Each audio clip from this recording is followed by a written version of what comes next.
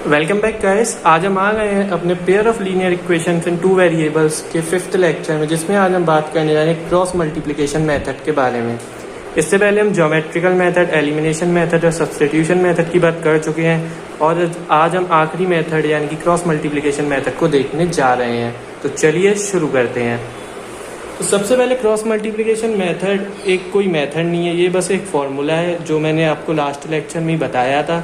आज हम पहले इस फॉर्मूले को ड्राइव करेंगे, फिर हम देखेंगे कि इस फॉर्मूले को याद कैसे रखा जा सकता है।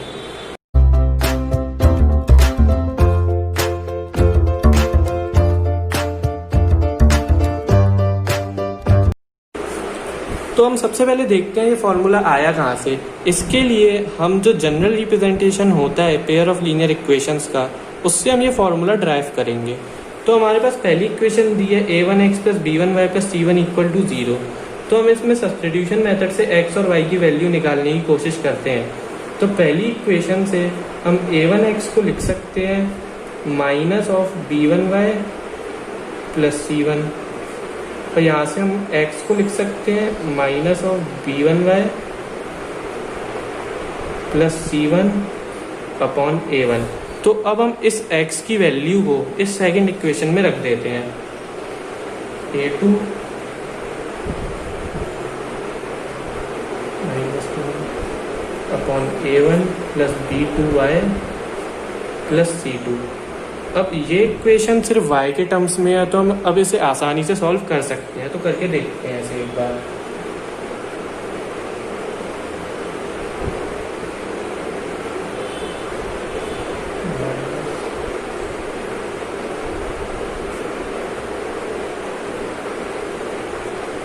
अब यहाँ से हम y के कोफिशिएंट y को कॉमन लेके और बची हुई जो टर्म्स है उसको राइट हैंड साइड में भेज देते हैं।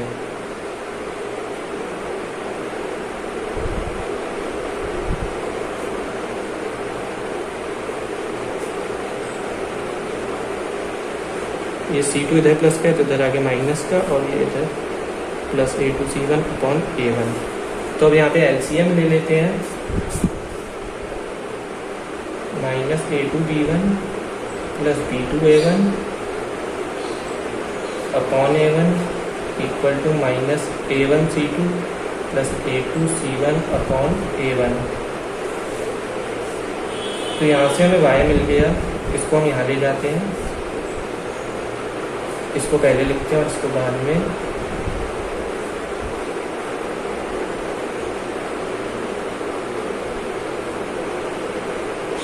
तो यहाँ से हमारी y की वैल्यू आ गई जो कि इसके सिमिलर है, जो मैंने आपको पहले बताया था।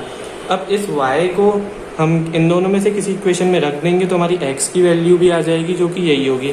तो ये इसका सिंपल सा डेरिवेशन था जो हमने सब्स्टिट्यूशन मेथड से किया। इसको हम एलिमिनेशन मेथड से भी करके देख सकते हैं, आपको रिजल्ट्स मिल जाएंगे। और ये डेरिवेशन इतना इंपॉर्टेंट नहीं है, आपको सिर्फ ये फॉर्मूला याद रखना है। और आपको याद रखना है इसमें a1 x का कोफिशिएंट है पहली इक्वेशन में, b1 y का पहली इक्वेशन में, और c1 कांस्टेंट है पहली इक्वेशन का। ऐसे ही a2 b2 और c2। ऐसे ही आपको किसी भी इक्वेशन में पहले इन सब की वैल्यू रख देनी है। a1 b1 c1 a2 b2 c2 की वैल्यू अलग से निकाल लेनी है इक्वेशंस को देखकर। फिर उसको आपको x और y की वैल्यू इस फॉर्मूले में रख देना है, तो आपका आंसर आ जाएगा। तो ये बस एक फॉर्मूला है, इसमें आपको कोई मेथड यूज़ नहीं करना, आपको बस ये दो फॉर्मूले याद रखने हैं। बट इसको याद रखना थोड़ा सा ईजी नहीं है, बिकॉज ये फॉर्मूले थोड़े अजीब से हैं। तो उसके लिए एक ट्रिक है जो जनरली यूज़ करी जाती है। उसके लिए आपको क्या करना है, आपको सबसे पहले x लिखना है, x के नीचे उसके कोफिशिएंट रखने हैं। ये पहली इक्वेशन का कोफिशिएंट, फिर दूसरी इक्वेशन का कोफिशिएंट। ऐसे ही फिर आपको y लिखना है और उसके कोफिशिएंट लिखने हैं b1 और b2। फिर यहाँ पे 1 लिखना है, c1 और c2। ऐसे ही यहाँ पे आप एक बार फिर से x लिख लीजिए, a1 और a2। इतना आप याद रखिएगा बस कि पहले x लिखना है, फिर नीचे उसके कोफिशिएंट, फिर y, फिर उसके कोफिशिएंट, फिर 1 और फिर उसके कोफिशिएंट। और ये हमने लिखा है जिससे हमें थोड़ा फॉर्मूला लिखने में ईजी हो, वो हम देखेंगे अभी यहाँ से हम कैसे लिख सकते हैं। तो ये आपको याद रखना है और ये इतना टफ नहीं है। फिर आपको क्या करना है, इसमें से देख के आपको ऐसे लिखना है x upon b1 into c2 minus c1 into b2। Is equals to y upon C1 into A2 minus A1 into C2। ये आप डायरेक्टली इसको ना लिखे तो लिख सकते हैं C1 into A2 minus A1 upon C2 minus A1 into C2, but उसमें जनरली हम गलती कर देते हैं A1 C2 minus C1 A2 लिख देते हैं, इसीलिए यहाँ पे अलग से लिख दिया। और इन दोनों के बाद equals to 1 upon A1 upon B2 minus B1 upon B1 into A2। तो यहाँ से आपको इतना लिख लेना है। तो पहले आपको ऐसे लिखना है, फिर आप ऐसे लिख लेंगे तो ये याद करने का एक अच्छा तरीका है। इसके बाद पहले इन दोनों को लेके चलते हैं, तो x इक्वल टू ये यहाँ पे आ जाएगा, तो 1 से मल्टीप्लाई होके ये यही बन जाएगा B1 C2 minus C1 B2 upon A1 B2 minus B1 A2। Similarly in दोनों इक्वेशंस को देखते हैं, तो C1 A2 minus A1 C2 upon A1 B2 minus B1 A2। तो ये जो है ये इस फॉर्मूले को याद रखने का एक तरीका है और इसको आप यूज़ कर सकते हैं क्वेश्चन में, बट वहाँ पे आप directly A1 A2 B1 B2 C1 C2 की वैल्यू रख देना। तो हमने किया कि हमने पहले x से लिखा, x के नीचे उसके कोफिशिएंट, ऐसे ही y लिखा, उसके नीचे उसके कोफिशिएंट, फिर 1 लिखा, उसके नीचे उसके कोफिशिएंट, और यहाँ पे फिर से एक बार x लिखा और उसके नीचे उसके कोफिशिएंट। फिर उसके बाद x अपॉन x लिखा है तो B1 into C2 minus C1 into B2। Similarly y upon C1 into A2 minus A1 upon A1 into C2। ये कुछ इस तरीके से मल्टीप्लाई होना है, इसीलिए हम इसे क्रॉस मल्टीप्लिकेशन भी कहते हैं। y upon C1 into A2 minus A1 into C2 equal to 1 upon 1 है तो ये दोनों लेंगे A1 into B2 minus B1 upon A2। फिर यहाँ से आप x के डिनोमिनेटर को यहाँ पे ले जाके सिंपली सॉल्व कर सकते हैं। जब हमारे पास क्वेश्चन होगा तो हमारे पास A1 B1 A2 B2 C1 C2 इन सबकी वैल्यूज़ दी होंगी इक्वेशन के अकॉर्डिंग। फिर आपको उन्हें इस फॉर्मूले में डायरेक्ट रख देना है और अपन को आंसर मिल जाएगा। तो इसमें मेन यही है कि आपको ये फॉर्मूला याद रखना है बस। तो अब हम 2 क्वेश्चंस करके देख लेते हैं कि इस मेथड को कैसे अप्लाई करना है। तो पहला क्वेश्चन है 2x plus 3y equal to 8 और x plus 4y equal to 9। तो इस क्वेश्चन में सबसे पहले आपको क्या करना है, इन इक्वेशंस को इनकी स्टैंडर्ड रिप्रेजेंटेशन में लाना है, जो कि इस तरीके से है। तो यहाँ पे आपको इन इक्वेशंस को कुछ इस तरीके से लिखना पड़ेगा। 2x plus 3y minus 8 equal to 0 और x plus 4y minus 9 equals to 0। और अगर मैं मान के चलता हूँ आपको ये फॉर्मूला याद है तो आप डायरेक्टली इस फॉर्मूले में रख सकते हैं, तो आपको ये करने की ज़रूरत नहीं है। अगर आपको फॉर्मूला याद नहीं है तो आपको ये करना पड़ेगा, जो हम नेक्स्ट क्वेश्चन में करके देखेंगे। बट इस क्वेश्चन में डायरेक्ट फॉर्मूले से फॉर्मूला अप्लाई कर देते हैं। तो इसमें पहले तो A1 A2 B1 B2 और C1 C2 की वैल्यूज़ निकाल लेते हैं। तो इस क्वेश्चन में A1 है फर्स्ट इक्वेशन में x का कोफिशिएंट यानी कि 2, B1 है y का कोफिशिएंट फर्स्ट इक्वेशन में यानी कि 3 और C1 है माइनस 8। तो ये जो C1 और C2 है यहाँ पे आपको ध्यान रखना है, क्योंकि यहाँ पर मिस्टेक हो सकती है। आप यहाँ पर अगर आप इसे LHS में नहीं ले गए तो यहाँ पे साइन गलत हो जाएगा और आपका आंसर गलत आएगा, क्योंकि हमने यहाँ भी स्टैंडर्ड रिप्रेजेंटेशन से ही फॉर्मूला निकाला है। तो आपको यहाँ भी स्टैंडर्ड फॉर्म में कन्वर्ट करना पड़ेगा। ऐसे ही A2 equal to 1, B2 equal to 4 और C2 इक्वल्स टू 9। तो अब हमारा फॉर्मूला क्या है, x equal to B1 C2 minus C1 B2 upon A1 B2 minus B1 A2। तो अब वैल्यूज़ रख देते हैं एक एक करके। B1 है 3 इंटू C2 यानी कि 9 माइनस C1 यानी कि माइनस 8 और B2 यानी कि 4। डिवाइड में A1 B2 2 into 4 minus B1 A2 3 into 1। तो अब इसको सॉल्व कर लेते हैं। 3 इंटू 9 यानी कि 27 प्लस 32 अपॉन 8 माइनस 3 यानी कि 5। तो यानी कि आया 59/5। तो यहाँ पे मैंने भी एक गड़बड़ कर दी भाई, यहाँ पे C2 मैंने 9 लिख दिया जबकि ये माइनस 9 था। तो यहाँ पे ये माइनस 9 हो जाएगा और यहाँ पे तो है नहीं, तो 3 इंटू माइनस 9 माइनस का 27 हो जाएगा। तो 32 माइनस 27 5/5 यानी कि 1। अब आप चाहें तो 1 को डायरेक्टली इन दोनों में से किसी इक्वेशन में रख दें तो y आ जाएगा, बट हम इसको क्रॉस मल्टीप्लिकेशन से ही करके देखते हैं। तो फॉर्मूला यूज़ करेंगे हम ये वाला, y = C1A2 - A1C2 upon A1B2 - B1A2। तो अब हम एक एक करके वैल्यूज़ रख देते हैं। तो C1 है हमारा -8, A2 है 1 माइनस A1 है 2 और C2 है -9।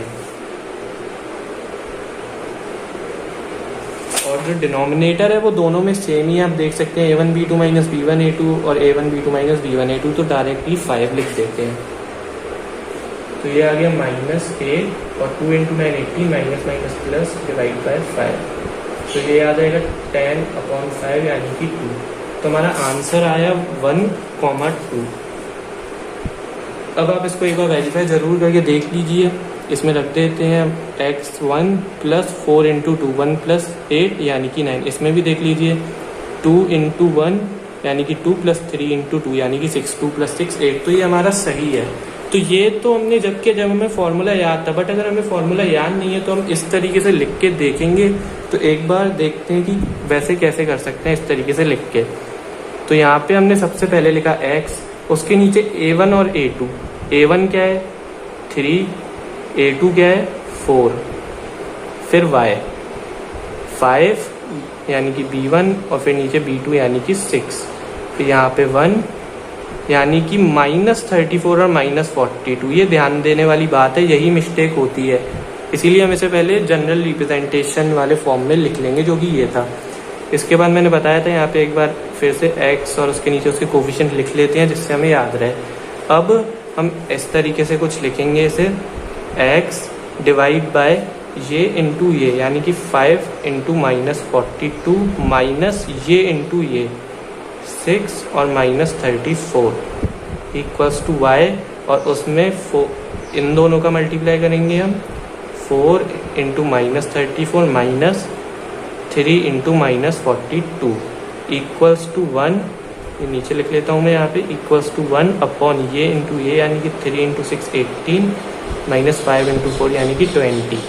तो यहाँ से हम एक एक करके कंपेयर करते हैं। पहले x को इसके इक्वल में रख देते हैं, तो x और ये नीचे -2 और ये वाली जो टर्म है ये इधर आ जाएगी पूरी, 1 से मल्टीप्लाई होकर यही बन जाएगी। तो पहले 5 × -42 यानी कि माइनस का 210 और ये माइनस माइनस प्लस हो जाएगा, और 34 × 6 यानी कि 204। तो ये आ गया हमारा -6/-2 यानी कि 3, और ऐसे ही y ये टर्म इधर आ जाएगी मल्टीप्लाई होके, तो 4 × -34 यानी कि माइनस का 136 प्लस 42 × 3 यानी कि 126, और ये नीचे हमारा -2 है। तो ये -10/-2 यानी कि 5। तो यहाँ से हमारी x और y की वैल्यू आ गई 3 और 5। एक बार रख के देख लेते हैं। तो x की जगह पे 3 रखेंगे, 3 × 3 यानी कि 9 प्लस 5 × 5 यानी कि 25, और 25 + 9 34।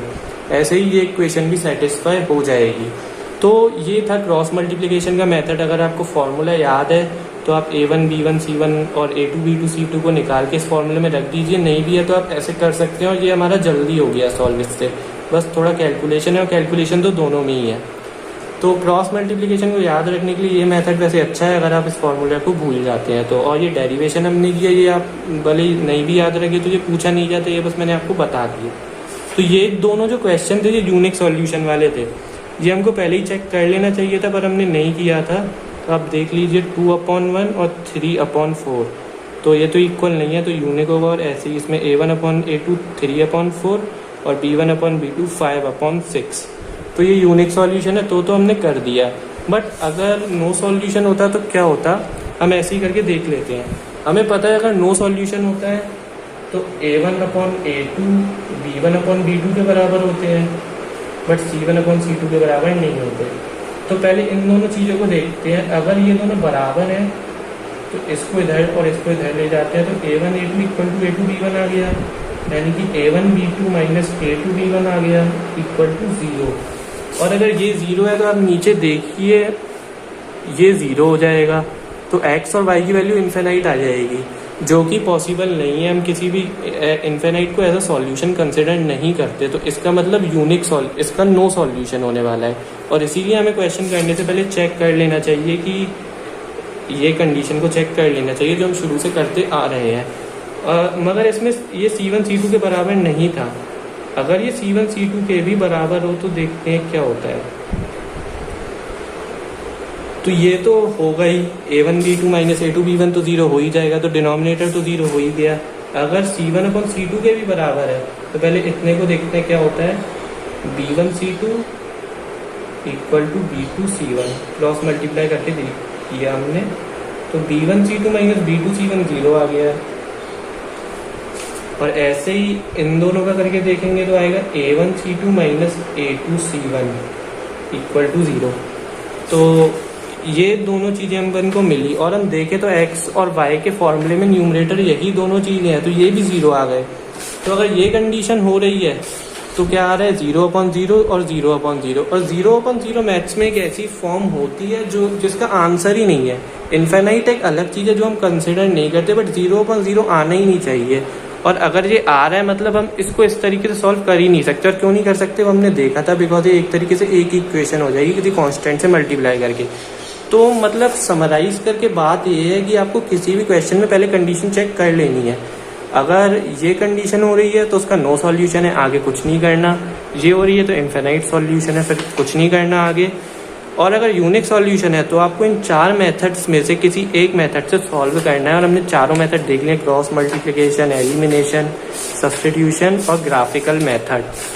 तो ये चारों मेथड हमने देख लिए, और इससे पहले हमने इसकी कंडीशंस भी देख ली थी कि क्या कंडीशन है unique solution, no solution, infinite solution की। और ये एक बहुत ही इंपॉर्टेंट चीज़ है। अब नेक्स्ट लेक्चर में हम इसके कुछ अच्छे वाले क्वेश्चंस करने जा रहे हैं।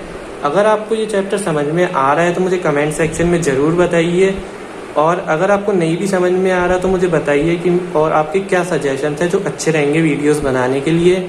और मेरे को कमेंट सेक्शन में आप ज़रूर बताइए कि क्या कैसा लग रहा है आपको। इससे मुझे भी पता चलेगा मैं और वीडियोस को कैसे बना सकता हूँ। और मुझसे डाउट ज़रूर पूछिएगा कमेंट सेक्शन में अगर आपको कुछ डाउट हो तो। और भी आपको कोई डाउट हो मैथ्स में तो आप भी वो भी मुझसे ज़रूर पूछ सकते हैं कमेंट सेक्शन में, या मेरे को पर्सनली मैसेज करके, जिसके लिए लिंक मैंने डिस्क्रिप्शन बॉक्स में दे दिया है। और ऐसे अगर आपको वीडियो अच्छा लगा हो तो अपने दोस्तों के साथ भी ज़रूर शेयर कीजिएगा।